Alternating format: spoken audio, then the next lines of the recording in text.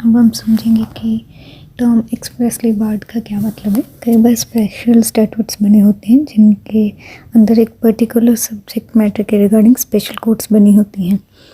उन केसेस में civil codes expressly board हैं उन केसेस को ट्राई करने के लिए।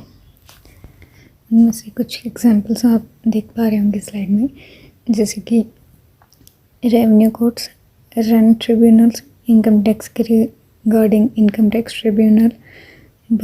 पर अगर इनमें से किसी भी स्टैट्यूट के द्वारा जो रेमेडी प्रोवाइड किया गया है वो सफिशिएंट नहीं है, उन केसेस में सिविल कोड्स जो हैं उन सूट्स को ट्राई कर सकती हैं।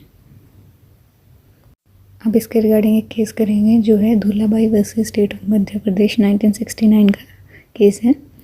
इस केस में हेल्ड हुआ था कि कई केसेस में चाहे जिसमें एक्सप्रेस बार भी हो या एक्सक्लूसिव जुरिस्डिक्शन क्लॉज भी हो, ऑर्डिनरी सिविल कोर्ट्स के पास जुरिस्डिक्शन रहती है उन सूट्स को ट्राई करने की। उस सिचुएशन दी हैं 3। पहली है कि अगर स्टैट्यूट ने जो ट्राइब्यूनल क्रिएट किया है खुद वो अनकॉन्स्टिट्यूशनल है and therefore tribunal by itself is consequently may be barred although it is constitutional. Second is if tribunal is not unconstitutional but it has violated specific provisions of statute or it has violated the principles of natural justice, उन cases में भी जो है civil courts try कर सकते हैं। Last, अगर advocate remedy नहीं प्रोवाइड किया गया तो ऑर्डिनरी सिविल कोर्ट्स जो है जुरिस्डिक्शन होगी इनके पास भी। In some cases special courts होते हैं लेकिन कोई डिक्लेरेशन नहीं होती एक्सक्लूसिव जुरिस्डिक्शन के रिगार्डिंग।